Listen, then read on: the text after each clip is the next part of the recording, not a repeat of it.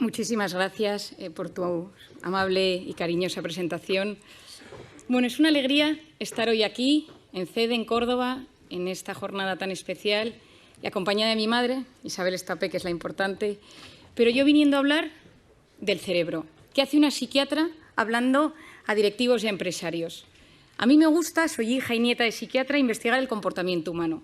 Voy observando lo que va sucediendo en el mundo emocional, en el cambio en la población, e investigo qué subyace, qué va pasando, buscando las bases humanistas, biológicas, neurocientíficas del ser humano.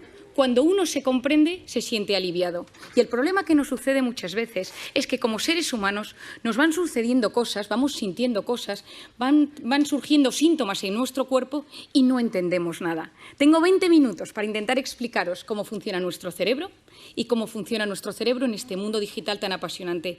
Y con esas ideas que os voy a dar, transmitiros unos tips, unos pequeños consejos para que el mundo digital saque lo mejor de nuestro cerebro y no lo peor de nuestro cerebro. Quizá alguno me haya escuchado en alguna ocasión y yo siempre hablo de una hormona, que es la hormona del cortisol. El cortisol es la hormona del estrés. Se activa en los momentos de amenaza, en los momentos de reto. Si uno va por la calle y le atracan, sube el cortisol. Si a uno le llaman por teléfono y dice que su empresa se ha quebrado en bolsa, sube el cortisol. Si a uno le llaman por teléfono y le avisan que su hijo ha tenido un accidente en el colegio, sube el cortisol. Esta hormona es clave en nuestra vida porque interactúa con todo el organismo. Es una hormona cíclica. Por las noches es baja y tiene que ser bajita para que yo duerma. A lo largo de la noche sube hasta las 8 de la mañana, que tiene su pico más alto. Lo interesante de esta hormona es que no solo se activa en los momentos de amenaza, sino también cuando yo me imagino un momento de amenaza. Es decir, mi mente y mi cuerpo no distinguen una amenaza real de una amenaza imaginaria. Ante algo físico real que me sucede, es decir, que me echen de mi trabajo, o ante algo imaginario, y si me echan de mi trabajo, se activa esta hormona.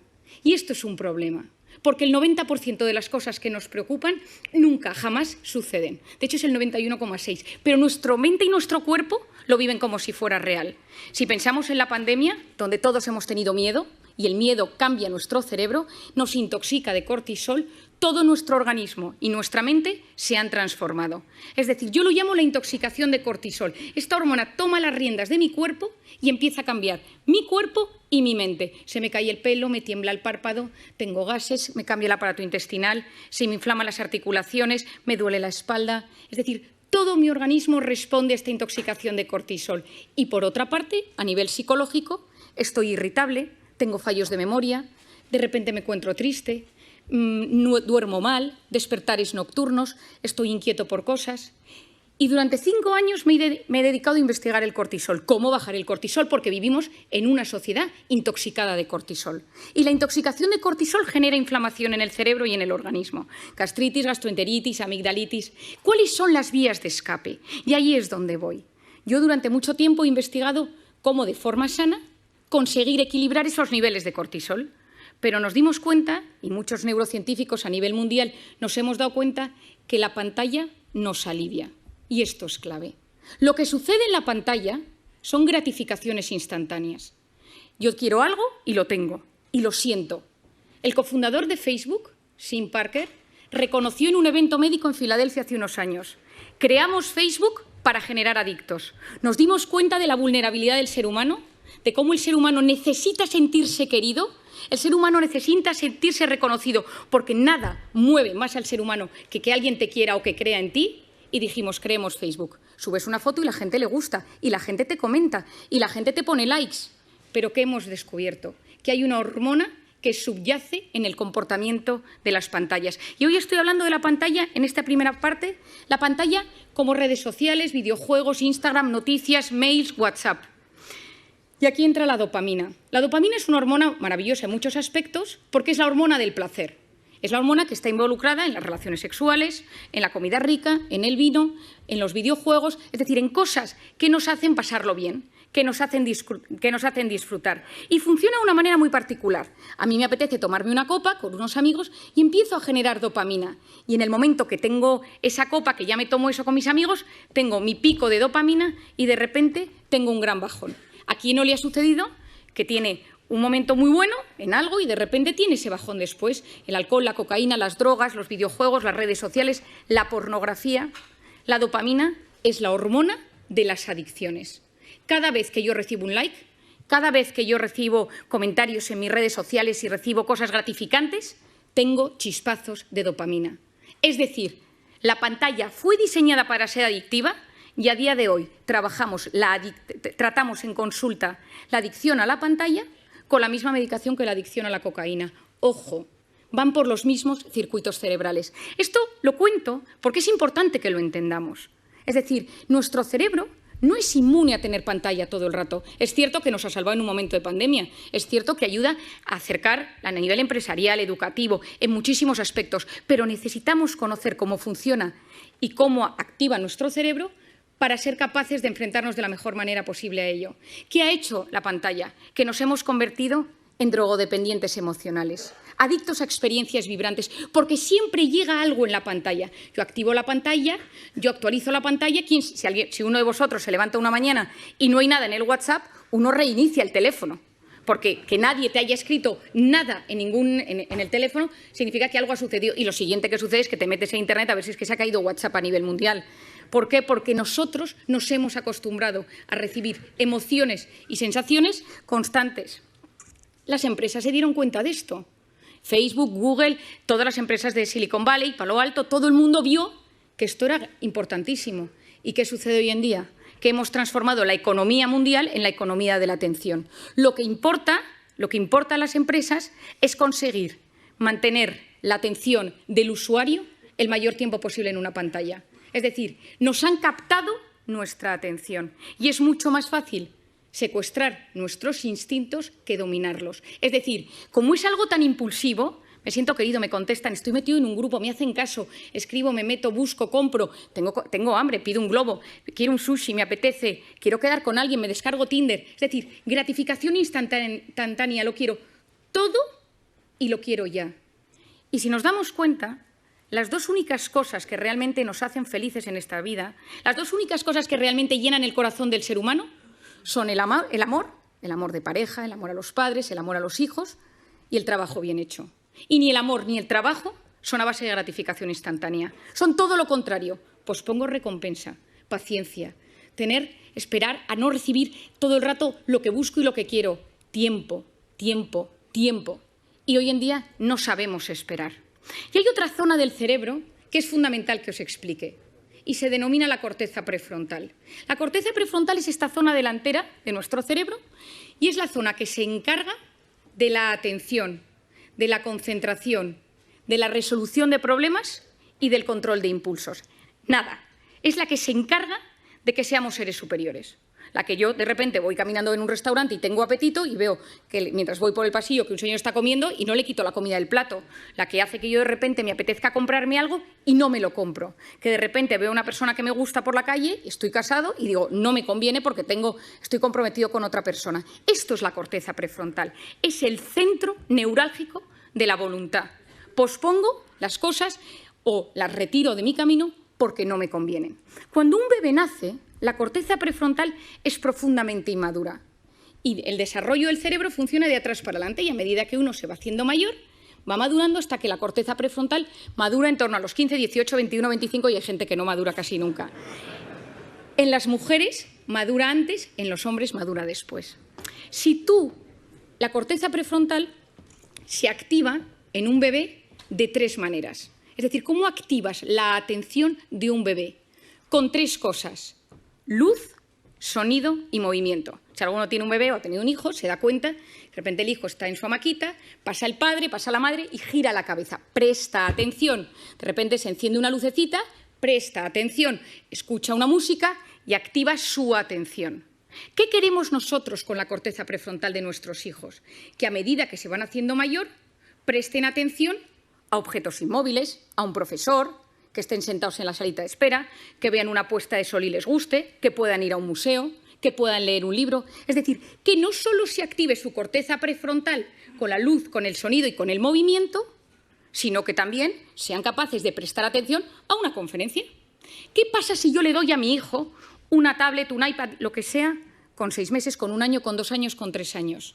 Y yo se la pongo. ¿Qué es la tablet? Luz, sonido y movimiento. Y el cerebro del ser humano funciona con un mecanismo que se denomina use it or lose it, o lo usas o lo pierdes. ¿Quién de nosotros tiene mejor hipocampo, centro de la memoria, desde que usa Wikipedia? Nadie. Todos se nos atrofió el hipocampo.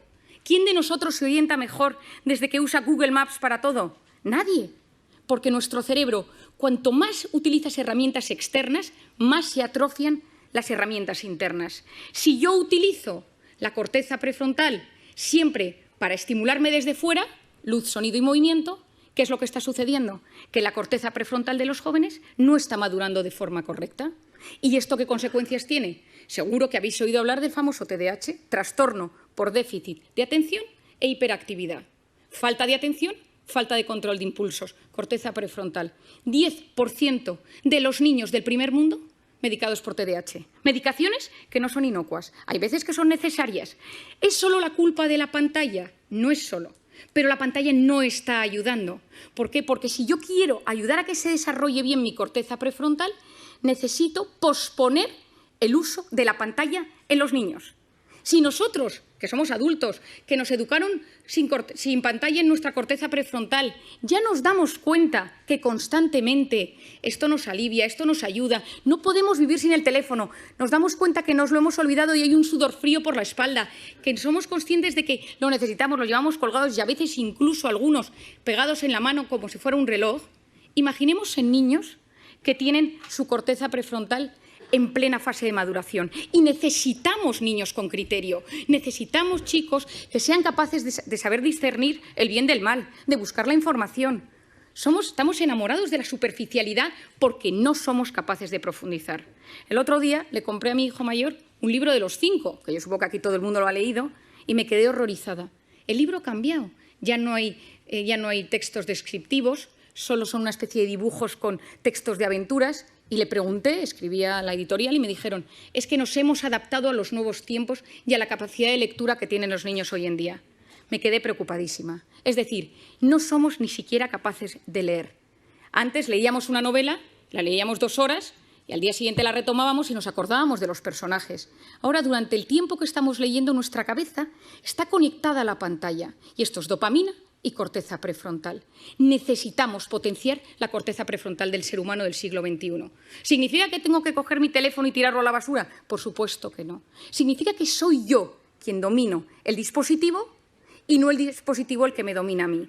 Es decir, cada vez que yo cojo el teléfono, que se enciende la pantalla, algo está pasando en mi cerebro. ¿Y cuándo cogemos el teléfono? Fuera del plano profesional. ¿Cuándo utilizamos el teléfono? En 2 momentos. Cuando uno está aburrido o cuando uno está estresado. Uno está escuchando una charla, está escuchándome hoy, está de repente, ¿quién no le ha pasado en estas múltiples entrevistas o sesiones por Zoom eternas? Y que uno se da cuenta que no es capaz de seguir el hilo de la conversación y su cerebro le pide el teléfono. ¿Por qué? Porque me estoy aburriendo, me estoy poniendo nervioso porque no me entero bien. Es decir, nuestro cerebro, ante el aburrimiento o ante el estrés, nos pide pantalla. Si esto lo hacemos también con los niños y con los jóvenes, ¿qué sucede? Que no estás dejando a los niños aburrirse y el aburrimiento es la cuna del asombro y de la creatividad. Nadie ha descubierto nada grande en un momento de hiperestimulación, en un momento ajetreado. Unos vieron caer una manzana de un árbol, otros paseaban por los jardines de Atenas. Es decir, si tú quieres crear algo, si tú quieres que te pasen cosas buenas, necesitas ser capaz de frenar el círculo de la hiperestimulación. Y te tienes que empezar a aburrir, porque cuando tú te aburres o dejas que tu hijo se aburra, pasan cosas en el cerebro. Si tú no sabes gestionar el estrés y cada vez que te enfadas con tu marido, con tu mujer, y fijémonos, coges el teléfono, tu hijo te pone de los nervios, coges el teléfono, has tenido un problema con tu jefe, coges el teléfono, porque te alivia, porque fue diseñado para aliviar. Y conocemos los mecanismos que subyacen al tema, pero entonces ya no sé gestionar la ansiedad. Y ojo, quien no sabe gestionar sus emociones en el siglo XXI lo pasa muy mal. Y si me vuelvo al campo de los niños y si me vuelvo al campo de los jóvenes, el que no sabe gestionar estos problemas acaba con problemas de tolerancia a la frustración. Yo siempre digo que darle a un niño un teléfono es como ponerle un minibar en su cuarto. Es decir, oye, que cada vez que te encuentres mal puedes tomarte un chupito. Porque el cerebro se siente aliviado ante esa carga de estrés. Tenemos que conocer cómo funciona la pantalla, tenemos que conocer cómo funciona el cerebro para entender que es algo bueno, que las pantallas traen cosas muy positivas, pero que tengo que ser yo quien domine el dispositivo y él no a mí. Hay un documental que se llama The Social Dilemma, hecho por Netflix, que os recomiendo. Está Tristan Harris detrás de ello, que es lo que denominan en Estados Unidos, le llaman the closest thing Silicon Valley has to conscience, lo más cercano que tiene Silicon Valley a la conciencia, porque él ha abierto la posibilidad de que haya comités de ética en las grandes empresas tecnológicas para hablar de estos asuntos, porque es la primera vez en la historia que los hijos son menos inteligentes que sus padres. Y me refiero a inteligencia, capacidad de buscar, capacidad de discernir, encontrar dentro de toda la información y saber encontrar lo importante. Estamos en la era del exceso de información y de la falta de formación. Y encima estamos generando una sociedad que no sabe buscar lo correcto, porque ante el estímulo tu cerebro no te permite frenar, no te permite el silencio. Por lo tanto, tenemos mucho, estamos hiperestimulados, nos llegan demasiadas cosas y hay un fracaso en la gestión de la abundancia de lo que nos llega. No sabemos gestionarlo. ¿Qué creo que es lo importante? ¿Qué ideas os daría? La primera de todas, que yo la he recomendado en todas partes, en mis conferencias, en mis libros, a todo el mundo, quitar las notificaciones de la pantalla. Porque las pantallas, cada vez que nos llega algo, que puede ser un grupo del colegio de mi hijo, puede ser un grupo de amigos del tenis de los sábados, es decir, son cosas que hacen pequeñas activaciones de la corteza prefrontal que a la larga me la debilitan. Y que recordemos esto, necesitamos una sociedad con una buena corteza prefrontal. Potenciar esa corteza prefrontal posponiendo la recompensa. Me apetece meterme ahora a ver si me ha escrito alguien por WhatsApp. No lo hago. Me apetece pedirme esta comida ahora. No lo hago. Me voy a meter en Amazon y me voy a comprar esto para que me llegue mañana. No lo hago. Yo pospongo la recompensa. Mi padre, que es un gran sabio de la voluntad, siempre ha dicho, una persona con voluntad llega más lejos que una persona inteligente. Por otro lado, esculpir nuestra atención. ¿A qué quiero prestar atención? Las cosas buenas de la vida suceden en la vida real, porque la vida virtual va a base de gratificaciones instantáneas. Volvamos a conectar con la vida real. En plena pandemia, sí, en plena pandemia tengamos que conectar. Durante tiempo nos han dicho, no saludes, no sonrías, no te acerques, no abraces. Y ahora yo lo que digo es, tomemos tiempo para preguntarle a la gente cómo está de cara. Sonriamos a las personas. Volvamos a generar esa conexión humana que es absolutamente clave. Y no quiero terminar sin hablaros de una cosa que para mí, y a pesar de que sé que es un ámbito que os va a sorprender, es fundamental. Os he contado que yo llevo varios años investigando el cortisol y siempre investigo las hormonas y la dopamina, la del placer, la serotonina, la felicidad, la oxitocina, la hormona del parto y de la lactancia. Y hace 2 años me sucedió una anécdota. Acababa de nacer mi tercer hijo, yo tengo 4 niños, y acababa de nacer mi tercer hijo y yo estaba en plena lactancia y estaba de baja maternal. Y me llamaron del hospital y me dijeron que estaban presentando un nuevo fármaco en Madrid y me acerqué con mi coche, yo tengo un Golf muy viejo que tiene muchos años, que está medio rayado, al centro de Madrid. Me puse mona, me subí a mi tacón y me acerqué, esto ahora os explico por qué os doy este dato, y entonces yo iba en el coche y dejé el coche aparcado en la planta -3 de un parking infernal en el centro de Madrid. Subí al hotel, estuve en la presentación, pero ya me tocaba volver a dar de comer al pequeño y volví al parking. Y cuando iba andando por el parking, veo que un tipo con mala pinta me sigue. Y entonces empiezo a ver que me sigue, empiezo a andar y digo, ay, que me está subiendo el cortisol. Soy muy consciente de mis cosas y empecé a notar que me angustiaba y que empezaba a no poder respirar y de repente, al lado de mi coche rojo, viejo, rayado, había un cochazo. Y entonces me dijo, dame las llaves. Y le dije, no, que mi coche es el rojo viejo, que este no es mi coche. Y entonces, en vez de darle las llaves, el móvil, la cartera, todo, me subí al coche, bajé el pestillo y arranqué. No podía respirar, me dio un ataque de pánico y encima era plenamente consciente. Taquipnea, taquicardia, no puedo pensar, corteza prefrontal, se me duerme la mano. Y me conocía todos los síntomas, pero no era capaz de relajarme. Arranqué, salí corriendo del parking y cuando subía por la Castellana, llamé a mi marido casi sin poder hablar, me han atracado por la calle, ¿y no qué? Y entonces, ¿qué tal? Y mi marido, ¿pero te han secuestrado? No, y me dio encima que se agobia, ¿no? Y yo, no, voy a casa. Y llegué a casa, subí corriendo, y la persona que estaba cuidando del bebé me dio al bebé literalmente en brazos. Y entonces yo, corriendo, me lo puse al pecho para que pudiera comer y entró mi marido en la habitación. ¿Pero qué te ha pasado? Y yo, con una calma sorprendente, le empecé a explicar, no, es que estaba en el parking y un tío con mala pinta. Y me dice, Mario, ¿te has tomado algo? ¿Cómo te has relajado? Y digo, tienes toda la razón. Digo, este pico de cortisol tarda 6 horas en bajar. Digo, no es cómo soy capaz. Y de repente me quedé mirando al bebé y dije, ¿y si la oxitocina de la lactancia bajara el cortisol? Y esta me puse nerviosa. Me metí en Internet, me puse a buscar y efectivamente, si estimulamos la oxitocina, bajamos el cortisol. Y entonces me he dedicado estos 2 años a investigar la oxitocina. Como no nos podemos poner a lactar, todos los que estamos aquí, he buscado todas las maneras que existe para que podamos generar oxitocina. Y creo que nos encontramos en un momento de intoxicación de cortisol, de incertidumbre, de caos, de miedo, de reconfiguración, de readaptación, donde hay que potenciar la oxitocina. Es la hormona de la empatía, es la hormona de los abrazos. Lo que funciona son 8 segundos. Yo a la gente la tengo un poco cortada porque la abrazo 8 segundos, que la gente lleva 2 años sin abrazarse, y al tercer segundo le digo, relájate que quedan 5. Abrazos de 8 segundos bajan los niveles de cortisol. Mirar a alguien a los ojos y escucharle sin teléfono delante. Te escucho y no te juzgo. Estoy a tu lado. Me ilusiono de lo que me cuentas. Dedico tiempo a hacerte feliz. Esto es la oxitocina, es la hormona de los vínculos, es la hormona de lo que yo llamo las personas vitamina. Por lo tanto, en esta sociedad, en este momento donde todavía hay mucho cortisol, donde todavía hay mucho miedo, donde nos estamos adaptando, volvamos a la vida real. Potenciemos la oxitocina de las relaciones humanas y convirtámonos en personas vitamina. Muchas gracias.